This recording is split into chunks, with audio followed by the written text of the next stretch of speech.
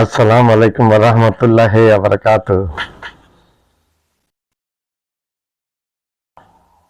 Mustafa Khamenei, আবার নামটি আমি উচ্চারণ করছি, মুজতবা খামেনি।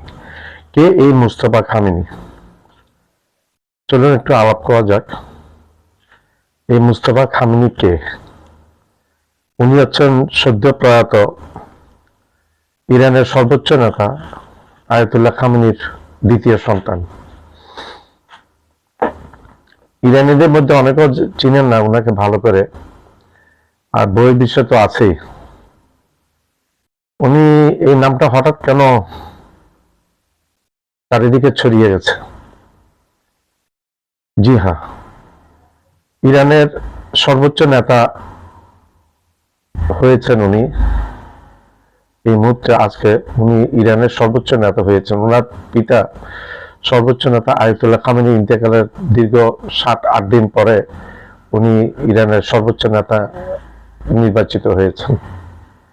সর্বোচ্চ নেতা ইরানে নির্বাচন করে 88 একটি ধর্মীয় কমিটি আছে।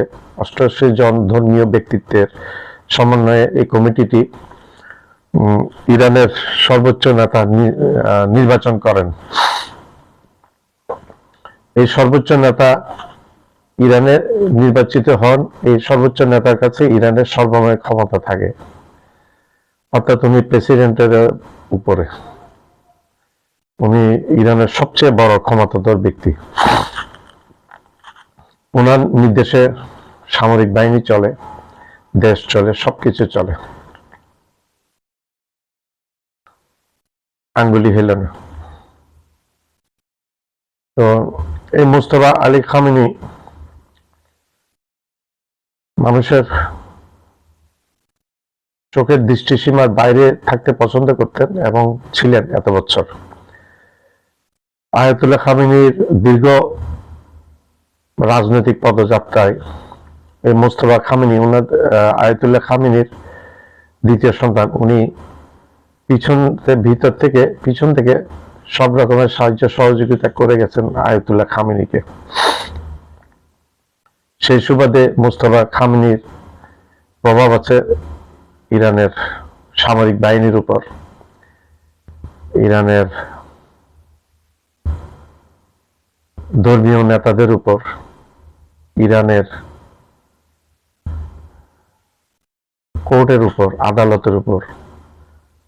মোট কথা উনি সবার অলক্ষ্য থেকে কিন্তু উনি সবার উপর একটা প্রভাব বিস্তার করে রেখেছেন, এবং যার ফলশ্রুতিতে উনি হয়েছেন সর্বোচ্চ নেতা। ওনার পিতার স্থলাভিষিক্ত হয়েছেন উনি। ওনার পিতাকে আমেরিকা এবং ইসরায়েল হত্যা করেছে গত কয়েকদিন আগে। সবাই বলে আয়াতুল্লাহ খামেনি একটু নরম প্রকৃতির মানুষ ছিলেন। ইন কম্পেয়ার উইথ আয়াতুল্লাহ খামেনির সাথে তুলনা করলে এ মুস্তাফা খামেনি কিন্তু একটু কঠোর প্রকৃতির নেতা, সবাই বলেন। তো কঠোর কখন হয়? কঠোরতা কিন্তু খারাপ না। কঠোরতা হয় একজন ন্যায়বান মানুষ কিন্তু কঠোর হয়। একজন ন্যায়বান মানুষ কঠোর হয়, যে ন্যায় নীতিতে চলে, সে কঠোর থাকে। এটা খারাপ কিছু না, বরং ভালো কিছু। আমেরিকা এবং ইসরায়েল মিলে গত কিছুদিন আগে হঠাৎ করে ইরানকে আক্রমণ করেছে, এবং তাদের উদ্দেশ্য ছিল ইরানের রিজিম চেঞ্জ, অর্থাৎ সরকারের উপরে লেভেলে বেশ কিছু পরিবর্তন করে নতুন তাদের মতো পছন্দ মতো রেজা শাহ পাহলভীর কোন বংশোদ্ভূতকে ক্ষমতায় বসানো, চাকর করে রাখা। বর্তমানে আরব বিশ্বের ম্যাক্সিমাম 95-98% দেশগুলো আমেরিকার চাকর। আমি নামগুলো বলছি: সৌদি আরব, কাতার, বাহরাইন, ওমান, এদিকে হচ্ছে আরব আমিরাত। এগুলো আমেরিকার এক ধরনের চাকর। এরা এখানে কোনো গণতন্ত্র নাই, গণতন্ত্রের লেশমাত্র নাই। এরা মনে করে আমেরিকাকে তুষ্ট করলে এদের গতি থাকবে। এরা আমেরিকার পাটা লেহন করা এই রাজা বাদশাগুলো। ইরান সেটা করে না। ইরান একটি স্বাধীন জাতি। ইরানের ইতিহাস অনেক দীর্ঘ, বেশ কয়েক হাজার বছরের পুরনো ইতিহাস। একসময় ইরানের সম্রাট ছিল খসরু, সেটা নবীজির সময়ের আমলে। যা আমি সেদিকে আর যাচ্ছি না। ইরান এমন একটি দেশ, এই দেশকে আজ পর্যন্ত কেউ প্রধানত করতে পারে নাই, এবং এই দেশকে কেউ বিজয় করতে পারেনি কোনো দেশ। এটা আধ্যাত্মিক ভাবে হোক, এই দেশটা সামরিক ভাবে হোক এবং প্রাকৃতিক ভাবে হোক, এটা আল্লাহর একটা সুরক্ষা এখানে আছে, যার কারণে আজ পর্যন্ত ইরানের ইতিহাসে ইরান পরাজিত হয়েছে এরকম আমার জানা নেই। হ্যাঁ, ইরান অগ্নি উপাসক ছিল, তারা ইসলামের বিজয় ঘটেছে। মুসলমানরা কোনো জায়গায় তলোয়ার দিয়ে জয়লাভ করেনি, তারা মানুষের মন জয় করেছে এবং ইসলাম বিজয় হয়েছে। আল্লাহর প্রেরিত, আল্লাহ প্রদত্ত ইসলাম বিজয় লাভ করেছে। মুস্তাফা খামেনি আজকে শপথ নিয়েছেন। মুস্তাফা খামেনি আজকে দেশের দ্বন্দ্বমুন্দে বসছেন, এবং বসার পরেই বিভিন্ন দেশে, মধ্যপ্রাচ্যে বিভিন্ন আরব দেশগুলোতে এবং ইরানের মিসাইল বর্ষণ অনেক গুণে বেড়ে গেছে। এখন উনি সেন্ট্রাল কমান্ডের মেইন দায়িত্বে আছেন এখন মুস্তাফা খামেনি। মোট কথা আয়াতুল্লাহ খামেনি যেই পজিশনে ছিলেন, উনি এখন সেই পজিশনে বসে গেছেন। আমেরিকা এবং ইসরায়েল চায় নাই যে এই ধরনের একটা লোক ইরানে ক্ষমতায় বসুক। ট্রাম্প ঘোষণা করেছিল ইরানে বসবে তাদের পছন্দের নেতা, তারাই নেতা নির্বাচন করে দিবে। আজকে ট্রাম্পের সেই ঘোষণাও মার খেল। ট্রাম্প এবং ইসরায়েল দুটি বিশ্বের মধ্যে অনেক শক্তিশালী দেশ, এই কারণে বলছি তারা নিউক্লিয়ার পাওয়ার, পারমাণবিক শক্তিশালী দেশ। ইরান আজকে একা লড়ছে এই দুটি পারমাণবিক শক্তিশালী দেশের বিরুদ্ধে। অনেক বিশ্লেষণে উঠে এসছে রাশিয়া বিভিন্নভাবে সাহায্য সহযোগিতা করছে, সরাসরি না করে উপগ্রহের মাধ্যমে আমেরিকার স্বার্থ সংশ্লিষ্ট বিষয়গুলো কোথায় কোথায় আছে উল্লেখ করে দিচ্ছে। ইরানও, চীনও একই রকম অবস্থা করছে। তো এই মোস্তফা খামেনি দায়িত্ব নেওয়ার পরে আমেরিকা এবং ইসরায়েলকে আরো কঠিন বাস্তবতার মুখোমুখি পড়তে হবে। there is no doubt about that। অনেক বেশি বাস্তবতার মুখোমুখি এই দুটি দেশকে পড়তে হবে। অলরেডি আমেরিকার সাথে ইউরোপের দেশগুলো ফাটল ধরেছে। তারা ট্রাম্পের কথায় ইরান আক্রমণের সাথে তারা জড়াবে না, এই যুদ্ধে জড়াবে না বলেছে। আসলে ট্রাম্প একটা গন্ধমূর্খ মানুষ, একেবারে একটা মূর্খ মানুষ। তো এই মুস্তাফা খামেনি উনি অঙ্কশাস্ত্রে ম্যাথসে লেখাপড়া করেছেন এবং অনেক বিষয়ে ওনার জ্ঞান আছে, ফিজিক্স এই ধরনের অনেক কিছুতে তার জ্ঞান আছে। এবং বাবার মতো সেই পুরনো, বাবা বয়স হয়েছিল, আয়াতুল্লাহ খামেনির মৃত্যুকালে বয়স হয়েছিল 85-86 বছর, মুস্তাফা খামেনির 56 বছর বয়স।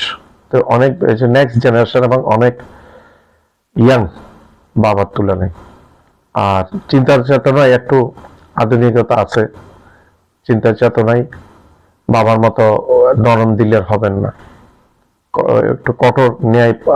আমি এটা বলছি না বাবা একটু নরম দিলের ছিলেন, যার কারণে বাবা অনুমতি দেন পারমাণবিক বোমা সবকিছু দাঁড়, শুধু ফুয়েলটা ঢুকানো অনুমতি দেয় নাই আয়াতুল্লাহ খামেনি। কিন্তু এখন অনুমতি না দিলে কিন্তু আজকে ইরানের অস্তিত্বের সংকট দেখা দিয়েছে ইরানে, যার কারণে মুস্তাফা খামেনি সেই সময়টা নিবে না।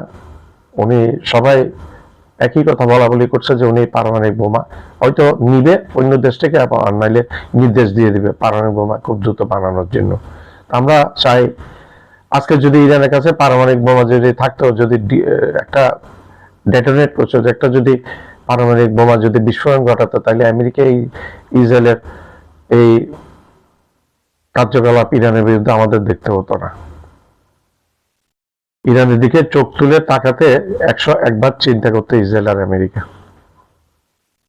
তারপরে ড্রোন, বিশ্বের মধ্যে ড্রোন এবং মিসাইলে ইরান অপ্রতিরোধ একটি দেশে পরিণত হয়ে গেছে, এবং সে দুইটা পরাশক্তির বিরুদ্ধে, নিউক্লিয়ার পারমাণবিক দুইটা পরাশক্তির বিরুদ্ধে সে একাই যুদ্ধ করছে এবং টিকে আছে, এবং দিন দিন তার ইরানও ক্ষতিগ্রস্ত হচ্ছে, ইরানকেও মারছে তারা দুইজনে মিলে বিভিন্ন জায়গায়, বন্দর এবং বিভিন্ন জায়গায় ক্ষতিগ্রস্ত হচ্ছে। কিন্তু ইরান, একটা কথা আছে, মস্কাবে কিন্তু ভাঙবো না, ইরান সেই অবস্থা, ভাঙবে না ইরান। ইরান একটু মস্কাতে পারে কিন্তু ভাঙবে না ইরান। আমি আগে বলছি, পারস্য জাতি, ইরানি জাতি হচ্ছে পারস্য জাতি, তাদের ভাষা হচ্ছে ফার্সি, তারা আরবি না, আরবি জাতি না। এই জাতিটাকে পরাজিত করার ইতিহাস খুবই বিরল, খুবই বিরল। তো আমরা ইতিমধ্যে যুদ্ধে যে ইয়েগুলো দেখছি, আমেরিকার আব্রাহাম লিঙ্কনকে এমন ভাবে আঘাত করেছে ইরানের ড্রোন এবং মিসাইল, ক্ষতিগ্রস্ত হয়েছে ব্যাপকভাবে। অনেকগুলা ফাইটার প্লেন, ওইখানে ডেকে থাকা ফাইটার প্লেন নষ্ট হয়ে গেছে, জ্বলে গেছে, যার কারণে দ্রুত আমেরিকা এই আব্রাহাম লিঙ্কনকে আরো কত মাইল ব্যাকে নিয়ে গেছে মেরামত করার জন্য। তারা এগুলো প্রকাশ করে না। ইসরায়েলের যে এত ধ্বংস হচ্ছে ইরানের মাইরে, ইসরায়েল যে এত ধ্বংস হচ্ছে, ইসরায়েলের এখানে বিধিনিষেধ আছে কোনো কিছু ভিডিও অডিও কোনো কিছু প্রকাশ করা, এবং প্রকাশ করলে এগুলোর চরম শাস্তি পাবে, সেই জন্য এগুলো প্রকাশ করতে পারে না এখানে। তো আমেরিকানরা তাদের এই যে এত সৈন্য মারা যাচ্ছে, ইরানের হিসাবে আমেরিকার প্রায় 250 মতো সৈন্য মারা গেছে, এবং আরো ব্যাপক পরিমাণ সৈন্যকে গ্রেফতার করেছে ইরান, কিন্তু আমেরিকা এগুলি স্বীকার করে না। তারা 7 থেকে 8 জন সৈন্যের মৃত্যুর কথা বলে। তো আমেরিকা এখন টের পাবে মুস্তফা খামেনি ক্ষমতায় আরোহণের পরে, আমেরিকা টের পেতে থাকবে। টের তো আগেও পেয়েছে, কিন্তু ডিসেন্ট্রালাইজ করে ফেলেছিল। আয়াতুল্লাহ খামেনি মারা যাওয়ার পরে ইরানের 31টা অংশকে 31টা ডিসেন্ট্রালাইজ, ক্ষমতা ডিসেন্ট্রালাইজ করেছিল, যার কারণে আমেরিকা মনে করেছে উপরের লেভেলের যে পাওয়ার 40 জনের মতো আমরা মেরে ফেলে ইরান একটা ফ্যাসাদের একটা নৌকা, মাঝি নৌকার মতো অবস্থায় পড়ে যাবে, এবং তারা তাদের বংশোদ্ভূত, এই যে আগের চাকর রেজা শাহ পাহলভীর মতো বংশোদ্ভূত একজনকে বসাবে। কিন্তু সেটা হয়নি। আমেরিকা চিন্তা করেছে একটা, হচ্ছে এটা আরেকটা ঘটনা। এবং বিভিন্ন বিশ্লেষকরা মন্তব্য করছে যে এই যুদ্ধে ইরানের জয় হবে, ইসরায়েল এবং আমেরিকা পরাজয় হবে। চীনের একজন অধ্যাপক, চীনা বংশোদ্ভূত কানাডার একজন অধ্যাপক, জেন কি একটা নাম জানি, উনি বলেছেন যে 2024 সালে ভবিষ্যৎবাণী করেছে বিভিন্ন বিশ্লেষণের মাধ্যমে, যে তখন কিন্তু ক্ষমতায় ছিল আমেরিকাতে জো বাইডেন, তখন ট্রাম্প আবার নির্বাচনে দাঁড়ানোর কোনো কথা ছিল, কিন্তু উনি বলেছেন 2026 সালে এই পরবর্তী প্রেসিডেন্ট হবে ডোনাল্ড ট্রাম্প। এবং দ্বিতীয় ভবিষ্যৎবাণীটা করেছেন ডোনাল্ড ট্রাম্প প্রেসিডেন্ট হয়ে ইরান আক্রমণ করে বসবে। প্রথমটাও সঠিক হয়েছে, দ্বিতীয়টাও সঠিক হয়েছে। তৃতীয় যেটা মারাত্মক ভবিষ্যৎবাণী করেছেন ওই অধ্যাপক, সেটা হচ্ছে এই যুদ্ধে ইসরায়েল ইরান আমেরিকার যুদ্ধে আমেরিকা পরাজয় বরণ করবে। So we are waiting, guys. We are waiting to see that news, that good news. Thank you.